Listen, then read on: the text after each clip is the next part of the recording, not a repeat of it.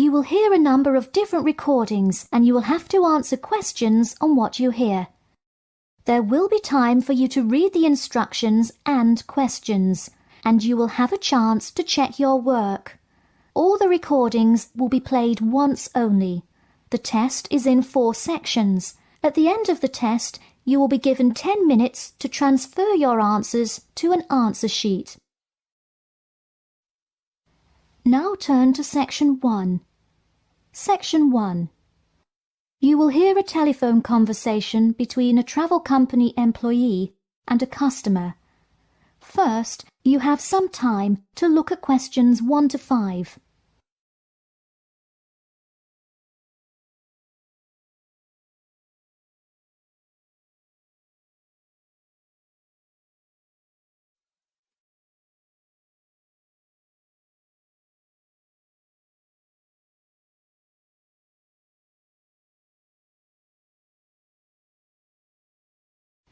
You will see that there is an example which has been done for you. On this occasion only, the conversation relating to this will be played first. Hello? Hi, good morning. This is Talia from Parrot Bay Travel Agency. Is Robert Goddard there? Yes, speaking. The man says that he is Robert Goddard.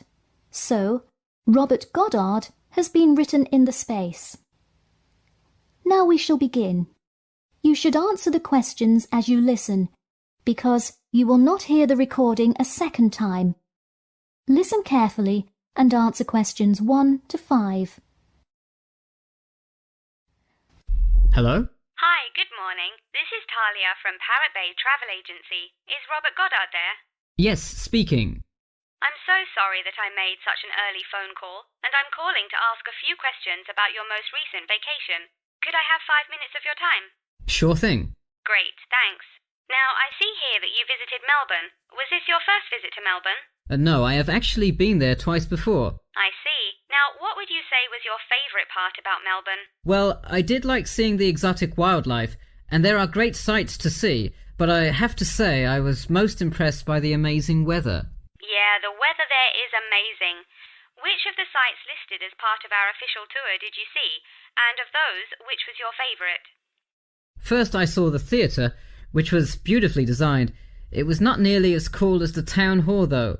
The building is a huge part of Melbourne's history. Definitely my favourite.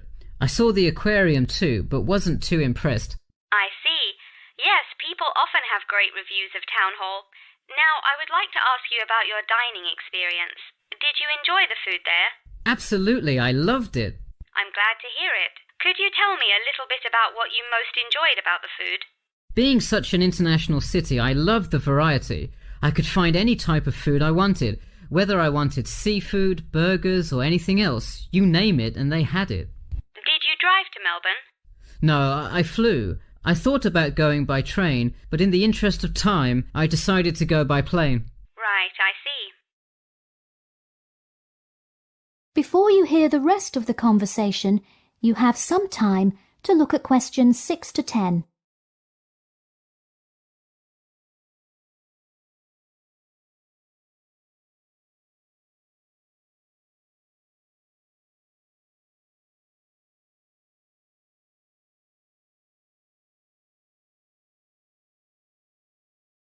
Now listen and answer questions 6 to 10.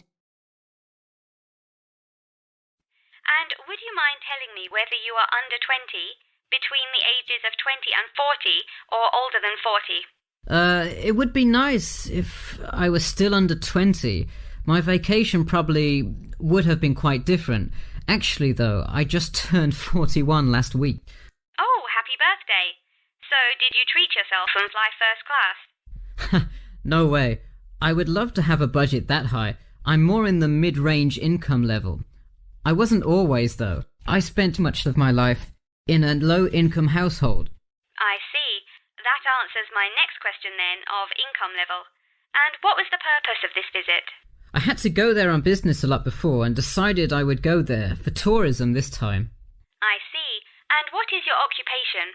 I am mainly a computer programmer. I also write for a travel magazine on the side. which is why I visited Melbourne before, but it's not my main source of income. I see. Wow, it sounds like you work a lot. Yes, I am very busy, which is exactly why I took a nice week-long vacation to Melbourne. I completely agree. Would you care to comment on your accommodation? My hotel was a good value. Staying in the city can get really expensive, so it was nice to find such a good price for the location and quality. I'm glad I didn't end up in some cheap motel in the middle of nowhere. I'm glad you didn't either. Well, thank you for taking part in our survey, and I'm glad you enjoyed your vacation. No problem. Take care. That is the end of section 1. You now have half a minute to check your answers. Section 2. You will hear a talk about the main points of interest and the improvements made in the area. First, you have some time to look at questions 11 to 15.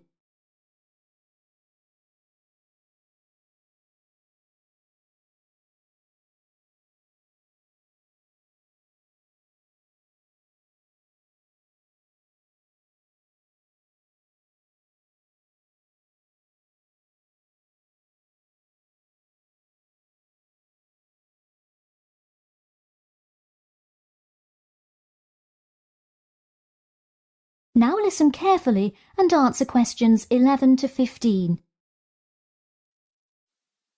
Thank you all for coming to our community meeting. As you know, we're excited to unveil our improvement plan as we look forward to the influx of tourists in the summer months. I'll start with a quick overview of the main points of interest in the area for anyone who may not quite know his or her way around yet, and then I'll get to the improvements made. First off is my favourite, the Science Museum, which is on the corner of St George Road. If you have not visited yet, I encourage you to go before the busy season. It is absolutely spectacular. There is even a flight simulator you can try out. Just west of the Science Museum is the National History Museum. It's a sight not to be missed as well, with each floor devoted to a different era in our nation's history. There are special exhibits for children with interactive games and fun history lessons too. If you're looking for parking, it is available on the intersection of Queen Street and South King Street in the car park. Standard hourly and daily rates do apply. The best place for souvenirs is the shopping mall, though it gets extremely busy during peak times. You can get there from the Tube or the entrance on Timber Road, just south of Cornwall Road. This area has students everywhere, usually from the primary school across the street from the shopping mall. Classes often take field trips and engage in guided tours through the area. So that's the overview of the main sites, and hopefully by now I've given you a general idea of the area. Before you hear the rest of the talk, you have some time to look at questions 16 to 20.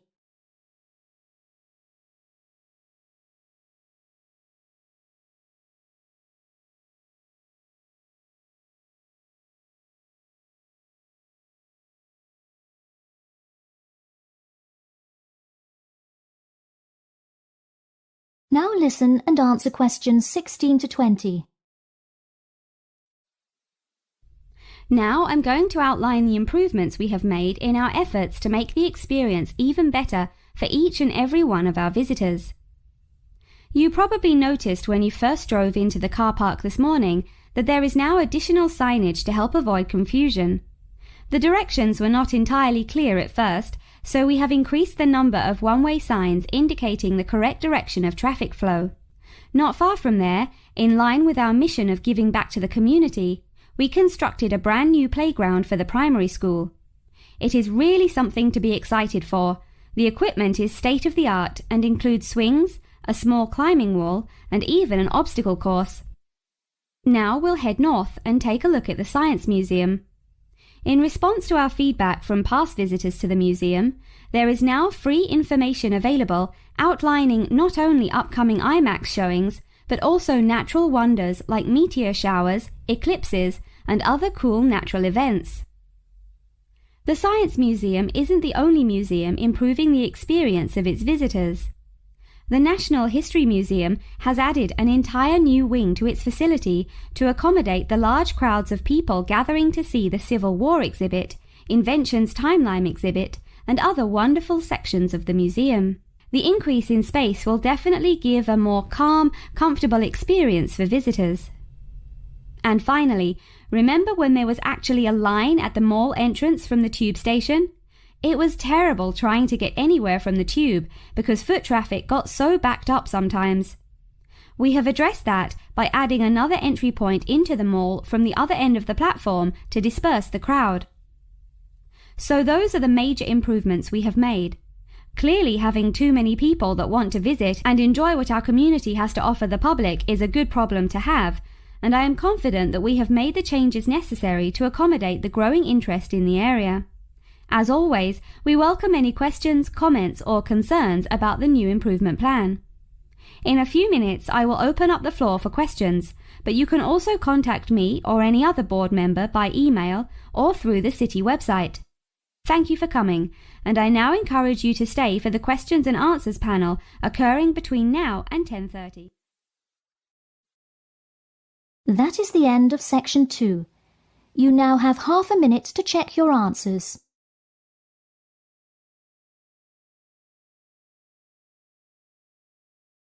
Section 3. You will hear two students called Jane and Mark talking to their tutor about the project assignments for their senior thesis. First, you have some time to look at questions 21 to 23.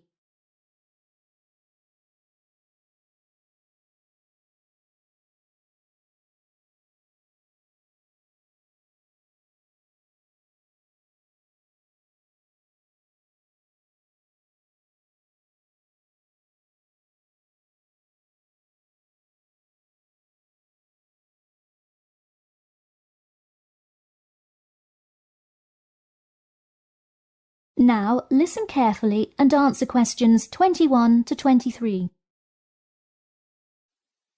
So, you were both given your project assignments for your senior thesis today, right? Yes, and we already have to submit our topics next week. But how could they give us a grade this soon? No, next week's due date will not be counted towards your final grade. The teachers are just going to read your topic and give you feedback. Oh, I see. So first we should come up with our topics, and then what? Well, once you know what you want to study, you need to think about how you'll study it. You need to decide on your research methods. The methods will be the main part of your paper. What about the results section? Well, I can give you feedback on that, but you will be the one carrying out an experiment, and thus will have to produce the results on your own. What I would like to do today is practice writing research papers before you even begin your report. I'll give you samples of old data from past experience, and you can practice writing results and drawing conclusions. I think that would be really helpful. Yeah, it sounds like a lot of extra work, but I'm sure it would make our actual project easier. You're exactly right. So let's get started. First, let's try this simple experiment on fruit flies. Read the information and then take 25 minutes to summarize a results and conclusion section. That's really important. Pay attention to the time limit. Okay, does it still have to be 6,000 words? No, don't worry about that. What if we get off topic? I wouldn't worry too much. You'll have so much information to write about that it should be easy to stay on topic. Before you hear the rest of the talk, you have some time to look at questions 24 to 30.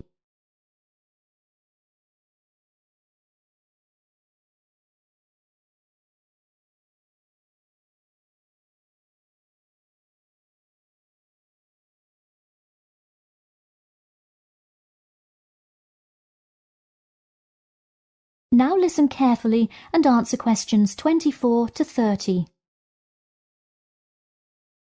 But what about other sources? Well, for this assignment, you can use the one from your textbook. In your actual paper, you should find old experiments that support your topic. So do we need to find different types of sources? For instance, should I be conducting lots of interviews to use in my paper? No, there's no need to conduct lots of interviews or anything like that. Okay, I'm ready to get started. I'm still a little confused, though, on how we should format our paper. Don't worry about it for now, but on your final paper, make sure to pay attention to the format. It should follow the guidelines exactly. Oh man, I'm starting to understand why they give us all semester to do this. Are there any other small details like that we should know about? Not a whole lot. Make sure you provide 2 copies. One for your teacher, of course, but one for yourself as well. And of course, you know the due date, right? It's April the 11th, right? What? No, it's May 11th, right? Yes. The due date is May 11. Write it down. Oh wow, yeah, I need to note it. Also, I'm having trouble finding information on my topic. What if I can't find enough good sources? It's all right to change your topic. Just make sure to do it before the beginning of April. Oh really? Wow, I'm definitely going to change it then. Just make sure to write a note to your teacher letting him or her know. Okay, so getting back to writing this sample paper, where do we start? Should I just explain the experiment and what happened? Well, you need to start with your hypothesis, what you think will happen, and then describe your procedure. Then you can write up the results and your conclusions. Oh boy, I don't know if I can handle any more instructions. That is the end of section 3. You now have half a minute to check your answers.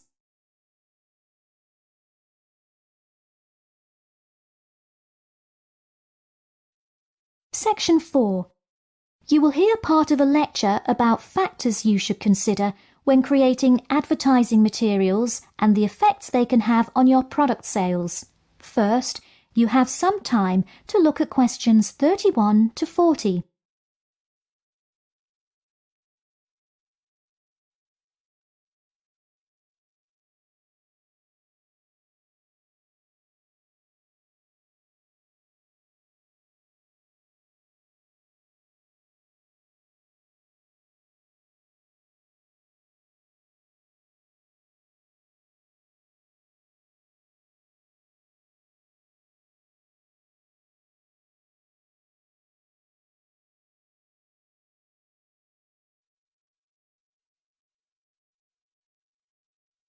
Now listen carefully and answer questions 31 to 40. Hello class, and welcome back to Marketing Strategies.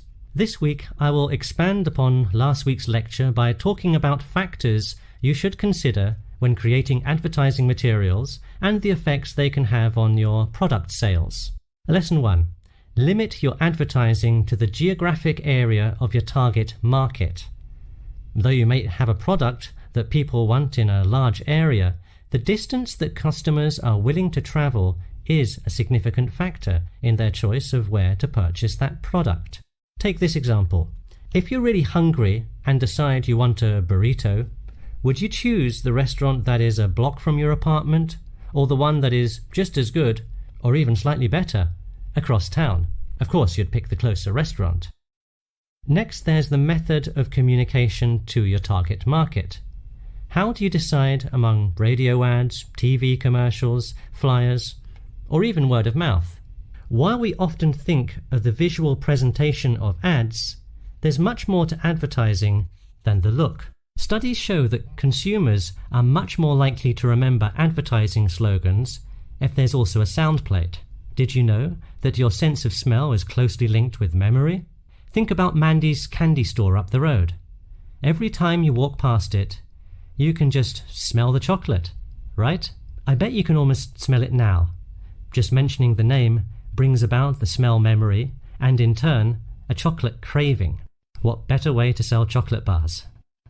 Obviously, sometimes appealing to the senses isn't the most practical way to advertise.